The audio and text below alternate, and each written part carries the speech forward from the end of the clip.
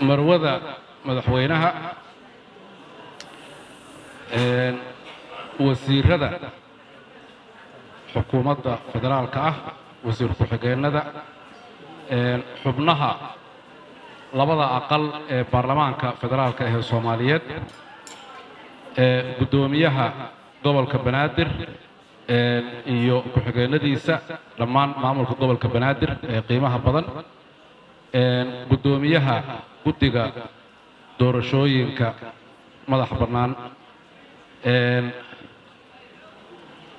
taliyaha booliska ku-xigeenkiisa baambooyada ugu fiican ee booliska dharkooda iyo qalabkooda aan ka helno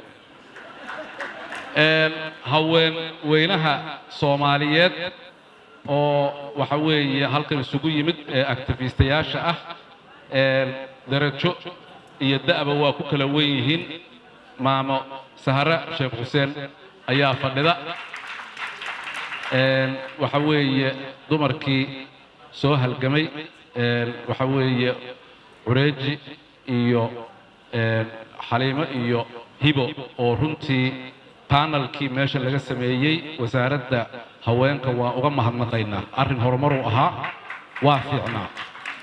inta shir la isugu yimaado uun xoogaha khudbada la jeediyo macna ma leh laakiin hortayada ayaa wax qiimo badan oo runtii annaga xataa fikir lagu dhaliyay keenay arrintaas maskaxda ka soo curatay waa u mahad celinaynaa hana lagu sii dhawaado dhammaantiin سلامة الإسلام كانت كسلامة السلام عليكم ورحمة الله وبركاته حوجها كفتن أهلنا ما أنت واجرا سو ما الفرحة ما واسكي ركفت ويلا برك بروتوكولك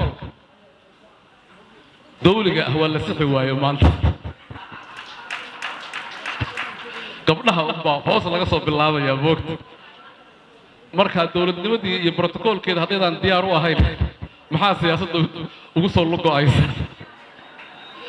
darajooyinka noo doorateen hadda loo qira oo sida loo kala sareeyo hal isugu waco hal maalin kuma leehidin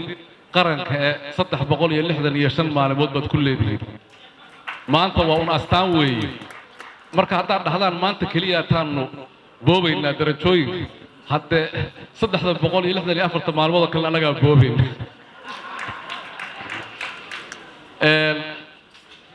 marka cadaaladdiinu hadday tahay hatta waa garan weydeen inaad panelka hal nin ku soo tartaan ilaahay amarkiisa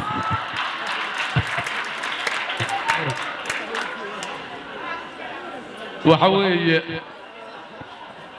idinkii baa shirkan kaliya wax noo ogolaan waaya marka waxa leedahay kuraasta nooga kaca waxa weeye waxaan rabaa haweenka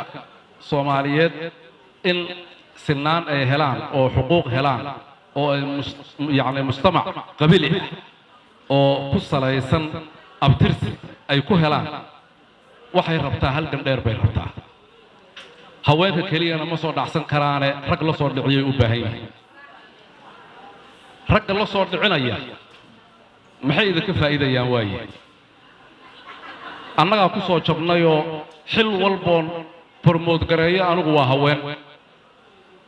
wasiir hal keenaa la yiriyo wasiirka haweenka keenay taliyaha hal keenaa la yiriyo taliyo ku xigeenkii waxa keenay booliis safiir baa la yiri qabiilkiina waa helo Faadimo Cabdullaahi Saariyaan geeyay maxaa la idinka macaashayaa idinka hiil ma la idinka helayaa idinka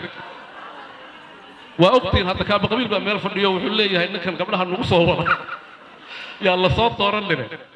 وحوي إذا كان هيل بالله إذا كان ربع وضدك وحدين أقلاده إذا كنا إلى ضحى أقلاتان وحوي هديات هدينا كاب قبيل لهين حتى ضدك يدين دودي إلى القارن وصار الرسام باللوب هي وقتك الدور الشدة إلا العقوة هي ستار وحوي aad iyo aad ayaa runtii maanta loo hadlay panelkuna uu faa'iido weyn u lahaa waxaan doonayaa inaan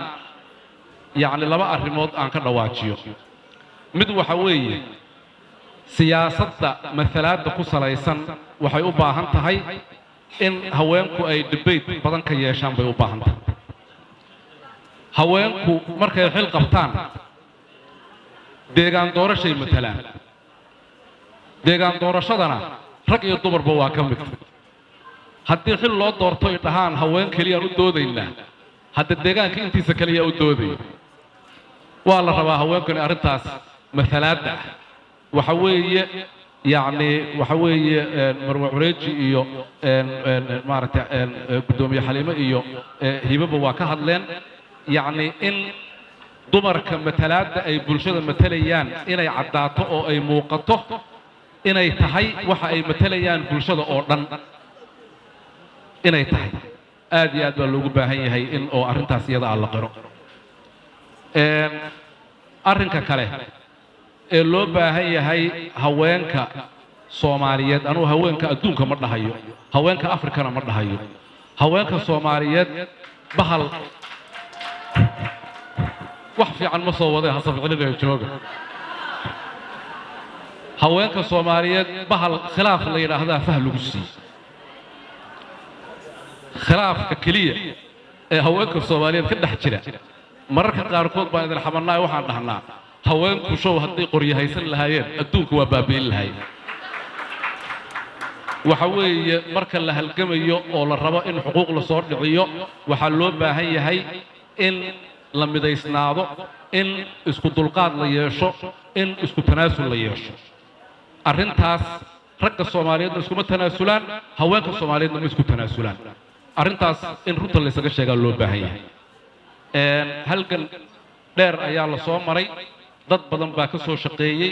jid dheer bay u soo mareen hiil badanna waa soo heleen hiilkaas badan waxa weeye ama loo kale ha ka helaan ama caalamka ha ka helaan ama dhibkooda waxa weeye dawladaha kale ha ka helaan dadaal badan baa la soo sameeyay halganka u sinaanta xuquuqduna arrin Soomaaliyeed ma aha arrin caalami ah weeye waxaa la doonayaa in laga faa'iideysto khibradda caalamka waxaa la doonayaa dalal muslim ah oo sideenoo kale ah ayaa shaqo badan oo wanaagsan ka dhacday maxaa laga faa'iideystay oo yani anagu aanu ka faa'iideysanay waxaa loo baahan yahay in arrimahaas oo dhan la daraasadeeyo doodii maanta meesha ka dhacday oo kale oo ballaaran in la sameeyo awoodahana in la ogaado kuraas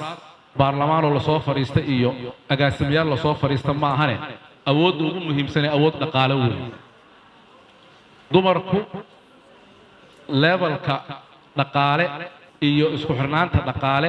ee loo baahan yahay inay influence ku yeeshaan bulshada dhexdeeda ah waxa weeye waa ku yaryahay waa in shirar iyo konferensiyo iyo daraasaad laga qabto oo ah dhaqaalaha levelka ugu hooseeya ee waxa weeye dukaamaysiga hoose uga jiraan meelaha sarsare siday u gaari lahaayeen sidii dhaqaale ay u abuuran lahaayeen si ay siyaasadda u soo galaan siyaasadda laftigeeda dhaqaale u baahan in xoolo la huro u baahan yaa xoolo u huraya waxa weeye rag baa joogo milyan dollar ku bixinaya dhaqaale dumarkuna waa inay wax huraaweyn laftigooda si ay u tartamaan marka waxa weeye garab baan idin nahay sidaan horeyba aan idinkugu ahayn saaxiibo badan ayaad leedihiin oo rag ah oo da' walba leh xoogaha yaroo dib u heshiisiin ahna waxaa u baahan haweenka iyo wadaadada u baahan